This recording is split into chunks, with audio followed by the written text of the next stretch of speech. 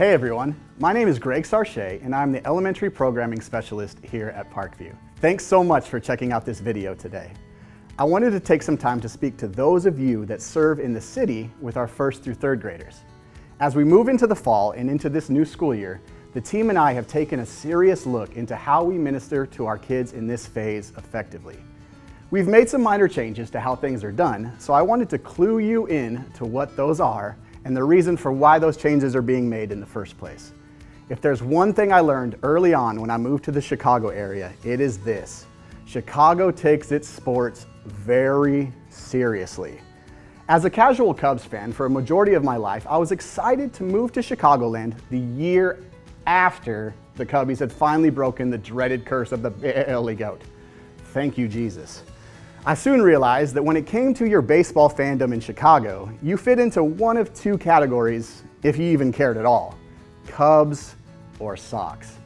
I mean, we have giving campaigns at Summer Jam to settle the score, for crying out loud. It was awesome. I love baseball. With that in mind, I'd like to use a baseball analogy to talk to you a little bit about the importance of how we reach our 1st through 3rd graders here at Parkview. Let's start with home plate. This is where it all starts in baseball, and this is where it all starts for our kids and families. The goal, of course, is to round the bases in hopes of scoring a run. Baseball, like ministry, starts and ends at home. And this is our focus as well. We want to help our kids and families to be successful and to partner with them in getting on base. This is done through welcoming them by name into Parkview Kids. We'll refer to this as first base. Leading them in a fun and engaging large group experience, second base, and connecting through application and relationships in small group, third base. All with the goal of kids and families bringing that experience back home where it really sticks. Let's start by taking a look at first base. This is where we make a connection with kids and families. It is said that a new family has a 7-minute window from when they park their car on our property to when they sit down in their seats to make a connection with the church for the very first time. This is why it is so important that we get on base with a new family as quickly as possible. It is all about being as welcoming as possible and erasing all the nerves or hesitancies that a kid or parent may have. Now that we've successfully made it to first base, or creating a welcoming atmosphere for our families, it is time to move forward to second base. This is done through large group. When it comes to our 1st through 3rd graders, we want to grab their attention with a fun and engaging icebreaker activity that they begin together in their small groups. That's right. Every week, kids will start their time together having already been assigned a small group. It is here that they will remain for the entirety of their service hour. The reason for this is that it allows for immediate connection with their small group leaders, kids their age, and invites them to engage at the very moment they sit down. We get 1 hour a week with our kids, and every moment has meaning. Every moment matters. This is a great opportunity for you as leaders to have organic conversations with the kids, play Lego with them, ask them about their week, and get to know them a little more. Large group time should last anywhere from 30 to 40 minutes. Studies show, however, that a child's attention span is anywhere from 5 to 7 minutes long. This is why we break up our large group time into sections that keep kids engaged throughout the entire experience. The next section is worship. The more involved you can be in this moment, the better. You don't have to have all the perfect moves, just have fun and be present with the kids. They will remember you were there more than what song you sang or how poorly you danced.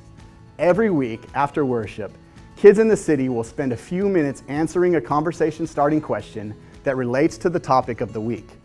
This is meant to be done in the comfort of conversation in small groups. This moment is to give comfort to the kids and credibility to both the large group leader and the small group leaders right there in the room. A video countdown will play on the screens as small groups spend time answering whatever question it is that week. The reason for this is that it prepares kids' hearts and minds for the topic and begins the ball rolling for small group relationships. Once the question is over, it's time for the bulk of large group. I'm sure you would say that what we communicate in large group matters. I couldn't agree more. But how we communicate matters just as equally. No matter how important our message is, if we don't say it well, it's probably not going to stick. Each week, our challenge is to teach kids like they're kids. Make it fun.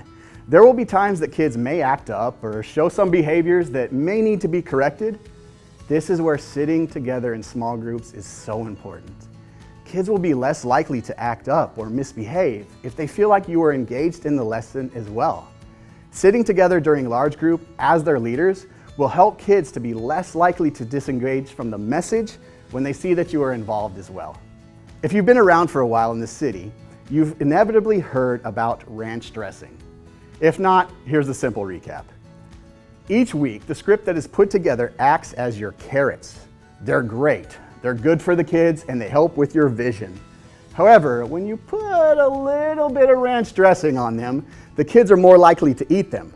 When you make the carrots fun and put your own spin on them by adding a little bit of ranch dressing, kids are more likely to engage with what you are teaching with your presence in the room. The Bible story video usually lasts anywhere from 5 to 7 minutes.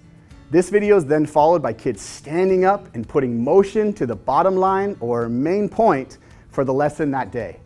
The bottom line moves will be on video, and you can add any flair to it that you want right after that video. Remember, add some ranch dressing.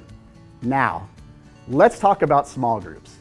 Small groups is third base. It is here that the Bible becomes applicable to all different kinds of learning styles. When you lead a small group, you are placing kids in a position to bring what they've learned that week home. Your focus is all about empowering each kid in your group to engage with the lesson in fun and exciting ways. Each week after the large group experience, our 1st through 3rd graders are eager to apply what they have just learned. This is done through 3 to 5 activities on your small group scripts. These activities can range from hands-on to diving deep into the Bible. It's important to be relational and patient in these moments.